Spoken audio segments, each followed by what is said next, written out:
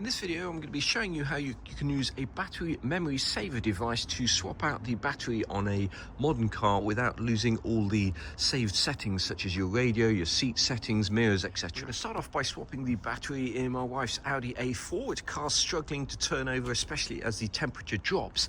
Then we're going to be moving on to our SL55, which I haven't used for a while, so the consumer battery is below the charge it should be, and when I take it out to charge it, I don't want to lose all the settings in this car. Now, this is my wife's Audi A4, and if you just simply whip the battery out and put a new battery in, you'll have to do things like resync the key, etc.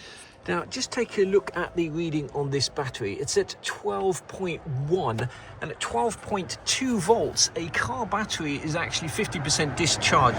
So this battery is no longer holding its charge. See, after starting this car just once, this battery is now below 12 volts. And remember, at 11.8 volts, one of these lead-acid batteries is deemed to be fully discharged. What I'm going to do to change the battery is use one of these pressure memory saver devices here. Now, these normally cost about 120 quid, but this is actually on special offer at the moment on eBay, which is why I got this one. And this will either plug into the cigarette socket or the OBD-II port. There are much cheaper battery memory saver devices which have a couple of crocodile clips on one end, and on the other end there'll either be a cigarette lighter plug or an OBD-II plug. And the idea is that you plug that plug in and then attach this to an external battery that you happen to have kicking around. The advantage of the laser unit is everything's integral. You're not going to get any voltage spikes, and there's no danger of inadvertently connecting things up the wrong way and frying all the electrics in your car. To get at the battery in this Audi A4, we actually need to take off this piece of trim and also this here. Just before we start connecting our battery memory saver, on the Audi A4, the clamp that holds the battery down is in a really awkward place, and the easiest way to get to it is just to lift this piece of trim up here, just lift straight up, and then use an extension and a 6mm hex socket. I have to say, this £8.50 socket set from eBay's proved absolutely invaluable because it has all the extension bars you need for this. Now, on some cars, the cigarette lighter socket is hot at all times, so even with the ignition off, which is off on this car, you can see we're getting 11.9 volts through here, which basically means this is live. If we plugged something in here now, like a light bulb, it would light up. But if we actually plug a battery into here, which is basically what this is, it has a small motorcycle battery inside it, and we then disconnect the main battery in the engine compartment, the electronics will continue to get to 12 volts. So that's what we're going to do. Now, the good thing about this device is it will connect either through the cigarette socket or through the OBD port. On the Mercedes R230, the cigarette sockets don't become live unless you've got the key in the ignition turned to position 1. So we've got this plugged in, and when I power this on now, what you should see is these lights coming on. This is showing me that I've got a full charge. Now, in our particular case, our little battery memory device here didn't stay fully charged for very long. You can see it's dropped down to 11.6 volts there, and there's two reasons for that. One is because I'm connecting it to a very discharged car battery, and the car battery is basically taking charge from this unit here. And the other reason is that I didn't charge this device up for long enough before connecting it to the car. So here's our setup. We've got this plugged into the cigarette lighter port here. The red light is on. Now, when we disconnect the battery, the car's computer will still be getting 12 volts, albeit 11.6 volts from this unit here. Crucial to remember is that when you disconnect these two leads here, the leads themselves will still actually be live, 12 volt live from the internal source. So whatever you do, do not touch that positive on the chassis of the car, otherwise you will fry the electrics in your car.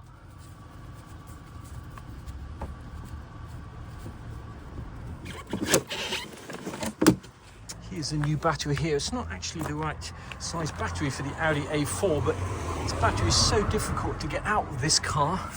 There is a battery clamp right down there. I'm just replacing it with the battery that was in there, which seems to have worked fine for several years. You can see why it's important to tape this up, because if you touch that on anything like the spanner, when you're undoing that nut, you will short things out. We've got that new battery in with just a few minor injuries. Now let's see if we turn this off first.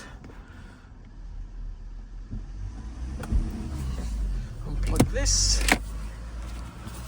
Keys in the ignition, and let's see what happens. There we go. The key still works, still synced with the car. Haven't lost any of the memory settings. One of the really advanced features of the Mercedes R230 when it came out was that it had two keys, and if you look carefully, the keys are actually different colors. This one here has a little gray tab and this one has a black tab, and these keys can be programmed to do different things. So for example, if you and your wife drive this car here, when your wife gets in with her key, the mirrors and the seats and all the things that she set up will move to that position, whereas when you open the car with your key, all the seats and mirrors, etc., will move back to where you put. So if you simply whip the consumer battery out from the rear of the car, either to charge it or change it, not only will you have to reset things like the windows, etc., but if you've actually read the manual on your car and programmed your key to do different things, you'll have to redo all of those settings. The R230 is unusual because it has a dual battery system. There's a starter battery in the front here. Now that's only ever used to start the car, and for about 5 minutes after you've started the car, the alternator will be charging that starter battery, and then the relay will switch the alternator over to charging the consumer battery in the back here. Very important if you ever need to disconnect the batteries to remember, always disconnect the consumer battery first and then the starter battery. And similarly, if both batteries are out the car, put the starter battery in first and then the consumer battery. If you don't do that, you're likely to get a red warning of death on the dash. Anyone who follows this channel will know that we've fitted a battery control module from the SL Guys to this car. One of the great things about the battery control unit from the SL Guys is if you turn the ignition just one click, you can have a voltage readout of both batteries, and here you can see that my consumer battery is at 11.7 volts. So I need to take the battery out and charge it, and I'll be using the professional memory saver in order to do that, to save our settings. And that battery control module takes a lead or power feed from the 12-volt cigarette lighter socket here, and that cigarette lighter socket only becomes live when you turn the key to position 1 on the ignition. So the beauty of this device here is we can open up the back of it, and there is an OBD lead here which we can plug into the car to give the electronics power, and then we could disconnect this battery here and either take it out to recharge it or replace it if need be. On the R230, the OBD-II port lives under here, and if we plug that in like so and turn this on, you can see we've got a fully charged battery here. And now if we disconnected this battery, these battery terminals here, all the settings in our computer would be saved. But once again, I cannot stress enough, when you disconnect these battery terminals here, because you have a memory saver plugged in, these terminals are still live. So do not touch the positive terminal on the chassis of the car or anything crazy like that. You will fry the electrics in your car if you do that. If you read the instructions on the laser professional memory saver, it does say that you should let your car go to sleep before you start disconnecting any batteries. And in the case of the R230, it does take about 15 to 20 minutes for all the systems to shut down. So for example, even this light here, this will go out after a period of time, but some of the other systems in the car do take a little while to shut down. So ideally you should leave the setup like that with all the doors closed, lights off, before you disconnect this battery here. Now it is important to realize that on the R230, several things take an awful lot of current when they're using. This car's just gone to sleep, but things like the SBC pump, etc., if you were to open the door, you would have potentially a lot of current going through that battery, and that is a 4 amp fused system. Whereas if you put a clamp meter around this consumer battery and you wanted to check some of the amperage that goes through when you, for example, open the boot or open a door, you will see that it can be considerably more than 4 amps. So do make sure that everything is shut down, otherwise you will simply blow the fuse in your battery memory saver. We've taken this battery out of the car and fully charged it. Now we just need to disconnect the battery memory saver, and that's job done. But we will be going off to Australia for Christmas, and obviously when we come back after 3 weeks, this battery will need to be taken out and recharged.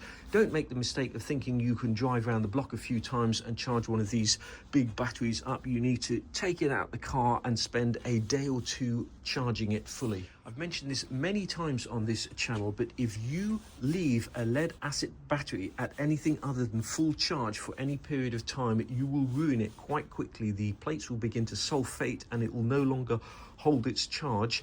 A good battery should give you between 2 to 3 weeks without getting any consumer error messages on the dash. If you're constantly getting consumer error message and you drive to work and back and then it's fine, and you do that for a period of time, you're just ruining that battery. What you need to do is keep the battery fully charged, either by taking it out periodically and charging it, or actually taking your car for a good run. What you shouldn't be doing is relying on the alternator to charge that battery, because that does put extra strain on your battery control module. We bought our laser battery memory saver from Tool Academy via eBay. It's on special offer at the moment, £68.25. It's normally £120, plus Tool Academy also have a 5% discount voucher as well, so the total cost delivered was about £65. Good Christmas present, or simply treat yourself.